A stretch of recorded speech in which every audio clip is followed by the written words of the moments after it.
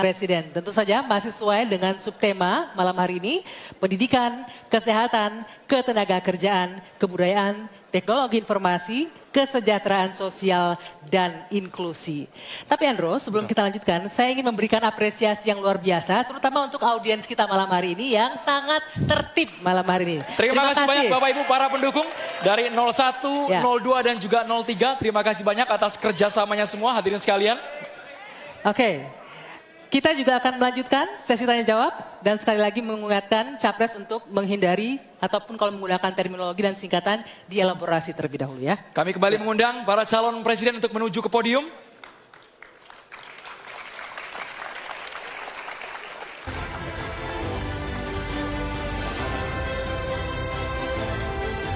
Hadirin sekalian dan juga pemirsa, di awal segmen ini calon presiden nomor urut 3 Bapak Ganjar Pranowo akan memberikan pertanyaan kepada calon presiden nomor urut 2 Bapak Prabowo Subianto. Waktu Bapak Ganjar 1 menit dimulai saat Bapak berbicara. Silakan Pak Ganjar. Pak Prabowo, saya punya program internet gratis untuk sekolahan, untuk UMKM. Tapi ada yang menarik Pak, di Pontianak pada tanggal 20 Januari Bapak menyampaikan bahwa orang yang menginginkan internet gratis itu, maaf ini Pak, otaknya lambat. Padahal biasanya mereka otaknya cemerlang gitu. Di sisi lain ketika Bapak menyampaikan itu, cawapres Bapak bicara IoT, hilirisasi digital, dan banyak program yang sebenarnya berbau digital. Padahal Pak dengan internet gratis dan coveragenya bagus ini bisa mengatasi kesenjangan. Data pendidikan, kesehatan, kemiskinan, hampir semuanya ada.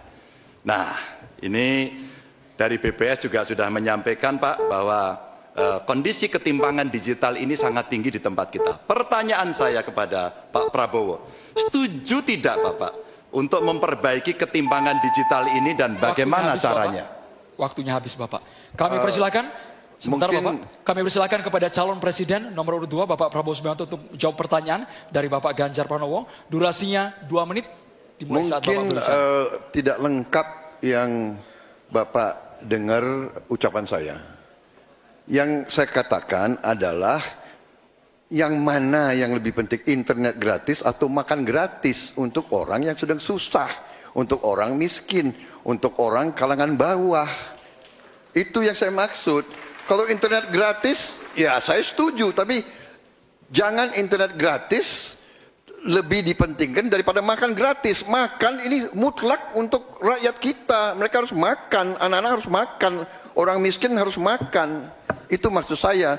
Kalau internet gratis, bagus untuk ketimpangan digital dan sebagainya. Saya sependapat, mungkin ada yang lapor ke Bapak kurang lengkap. Saya kira itu, mungkin ya.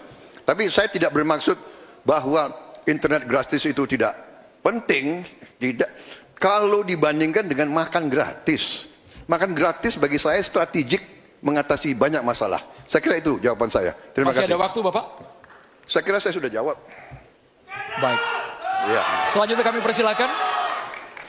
Mohon tenang hadirin sekalian, kami persilakan kepada calon presiden nomor urut 3 Bapak Ganjar Pranowo untuk menanggapi. Inilah hebatnya kalau coverage internetnya bagus Pak. Jejak digital tidak akan pernah hilang Pak Prabowo. Maka statement Bapak yang hari ini mencoba mengklarifikasi rasa-rasanya di publik sudah lewat Pak. Karena pertanyaan Bapak itu sangat clear dan membandingkan itu. Maka kalau kita berbicara bahwa orang yang pilih internet gratis otaknya maaf lambat, saya kira statement itu sangat sadis. Dan tentu saja apa yang mesti kita lakukan Pak? Ada kurang lebih 12.000 desa yang masih blank spot. Padahal kita ingin mendigitalisasi banyak hal untuk memberikan fasilitas. Ya pendidikan, ya kesehatan, ya. Dan 2 kementerian ini yang kita siapkan hari ini untuk jadi contoh. Kenapa? Karena relatif datanya lengkap. Kalau kemudian kita ingin membuat negara ini maju jauh lebih cepat. Terima kasih. Kami persilakan kepada Capres nomor 2 Bapak Prabowo untuk menanggapi jawaban dari Bapak Ganjar Pranowo. Waktu Bapak 1 menit dimulai saat berbicara. Maaf Pak Ganjar, saya tegaskan kembali. Dalam konteks internet gratis, kalau dibandingkan dengan makan gratis, mana yang lebih diprioritaskan? Maksud saya adalah makan gratis diprioritaskan. Bukan berarti internet gratis tidak penting. Sama sekali tidak. Saya apabila jadi presiden, saya akan bawa internet gratis ke seluruh desa di seluruh Indonesia. Jelas itu.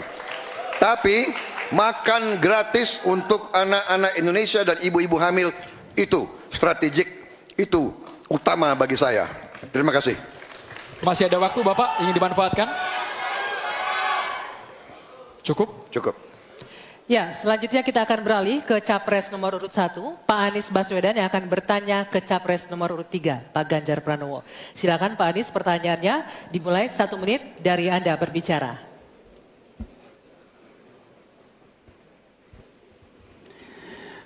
Pak Ganjar, ini pertanyaan saya terkait UKT yang mahal itu. Kampus memang seharusnya merdeka dan memerdekakan. Dan kampus merdeka itu baik, tapi bukan berarti merdeka untuk menaikkan ongkos. Bukan berarti menggunakan segala cara untuk bisa mendapatkan dana dari mahasiswanya. Nah, belakangan kita mendengar fenomena ini. Bahkan ada yang kesulitan membayar UKT sampai harus malah dianjurkan untuk menyelesaikan lewat pinjol. Nah, bagaimana pendapat dan pandangan Pak Ganjar melihat problem pendidikan tinggi di Indonesia ini? Silakan Pak Ganjar. Ya, silakan waktunya 2 menit Pak Ganjar untuk menjawab. Terima kasih Pak Anies. Yang pertama, hentikan liberalisasi pendidikan. Hentikan hari ini. Berikanlah kepada para mahasiswa kita proporsi yang benar. Kenapa Ganjar Mahfud punya program 1 keluarga miskin, 1 sarjana, agar mereka tidak direpotkan pada persoalan ini. Dan Pak Anies tadi betul, ikhtiar para mahasiswa hari ini agar dia tetap bisa sekolah adalah ngutang. Dan pinjol ternyata menjadi problem, dan saya sepakat, kami diskusi beberapa waktu lalu dengan para mahasiswa di Jogja, ini menjadi cerita utama. Pak Ganjar, apa kemudian yang bisa kita dapatkan ketika kemudian kita harus memacu diri agar nasib kami jauh lebih baik? Karena kami tidak bisa mendapatkan akses yang mudah di situ. Saya ingin mengangkat kembali sebenarnya. Dulu, era senior-senior saya, senior-senior kita saya kira, termasuk kakak saya sendiri, dia punya KMI kalau tidak salah waktu itu, Kredit Mahasiswa Indonesia. Dan kalau tidak salah kakak saya sampai hari ini ijazahnya tidak pernah diambil juga. Karena itu dia lulus menggunakan kredit yang sangat murah, diberikan skim oleh pemerintah, dan modelnya seperti Yarnen, bayarnya setelah panen. Panennya apa? Ketika dia sudah lulus. Maka liberalisasi yang mesti dihentikan ini menurut saya mesti juga diimbangi dengan proporsionalitas kepada mana yang mampu dan mana yang kurang mampu. Yang kurang mampu mesti mendapatkan intervensi dari pemerintah, dan tentu saja apa yang mesti dikerjakan oleh perguruan tinggi pun dia harus bisa menunjukkan bahwa UKT ini dengan klaster-klaster pembiayaan seperti ini diperuntukkan untuk kalangan yang memang sesuai dengan strata mereka. Begitu. Cukup? Baik. Saya berikan kesempatan berikutnya untuk Pak Anies menanggapi jawaban dari Capres nomor 3. 1 menit, silakan dimulai dari Anda bicara. Ya, terima kasih. Bagus Pak Ganjar. Kami teruskan. Jadi kami melihat pendidikan tinggi sebagai supplier pembentukan kelas menengah Indonesia. Negara harus menempatkan pendidikan tinggi itu sebagai eskalator sosial ekonomi. Jadi kalau cara pandangnya begitu, maka biaya pendidikan tinggi ada 2 penyedianya. 1 orang tua, 1 negara. Nah, unsur negara harus lebih besar. Negara ambil alih biaya itu. Bukan justru malah dibebankan ke universitas. Supaya apa? Dosen, pimpinan universitas bekerja pada pendidikannya, pengajarannya, penelitiannya, pengabdian masyarakat. Biayanya negara yang masuk. Ini sebagai investasi. Nanti negara itu dapatnya pendapatan dari mana? Ketika mereka menjadi kelas menengah, mereka bekerja, mereka memberikan pajak bagi negara, tapi bukan pendapatan ketika mereka sedang sekolah. Jadi negara menciptakan universitas sebagai eskalator sosial ekonomi. Itu kira-kira juga dilakukan. Baik, kami berikan kesempatan terakhir untuk Capres nomor urut 3 memberikan tanggapan dari respon Pak Anies. Silakan Pak Ganjar, 1 menit dari Anda berbicara. Kalau kita ingin membangun dan basisnya adalah sumber daya manusia, saya kira tidak boleh diingkari bahwa betul pendidikan adalah investasi. Jangan dihitung-hitung sebagai sebuah kos.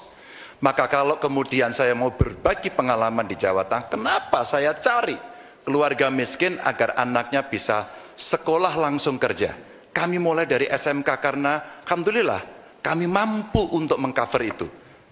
Ada SMK Jateng, mereka sekolah 3 tahun dan lulus. Kami ingin tingkatkan ini. Kemana? Ke perguruan tinggi. Agar mereka kemudian bisa jauh lebih baik lagi. Dengan cara itu, ruang-ruang publik kehadiran negara khususnya dalam bidang pendidikan inilah yang bisa kita berikan kepada mereka. Hari ini yang kita tuju adalah bagaimana kebijakan ini berpihak kepada yang lemah. Apakah itu si miskin, apakah itu kelompok perempuan, apakah itu penyandang disabilitas. Sehingga mereka bisa mendapatkan akses pendidikan tinggi dengan murah. Baik, silakan selanjutnya. Selanjutnya hadirin sekalian, calon presiden nomor urut 2 Bapak Prabowo Subianto, kami persilakan untuk bertanya kepada calon presiden nomor urut 1 Bapak Anies Baswedan. Waktu Bapak 1 menit dimulai saat Bapak berbicara.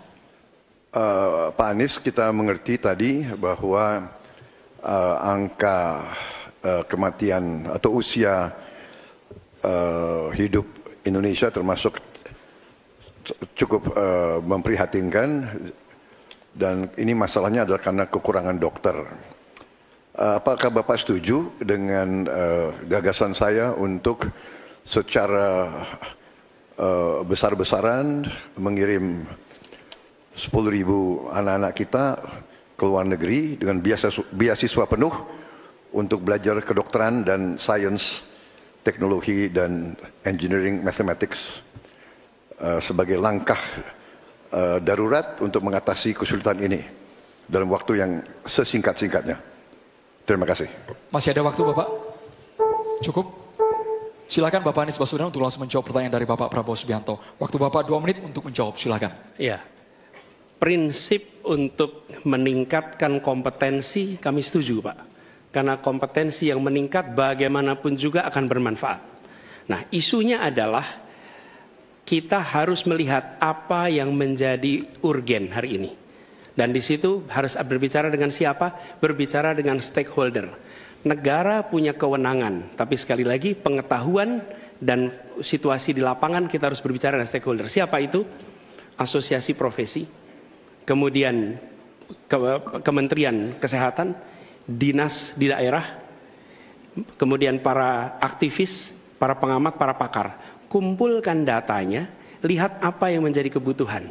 Sehingga kita bukan meloncat langsung ini adalah yang dibutuhkan.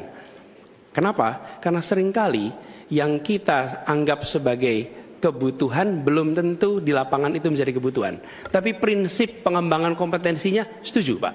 Dan bila memang diharuskan untuk belajar ke luar negeri, maka go ahead.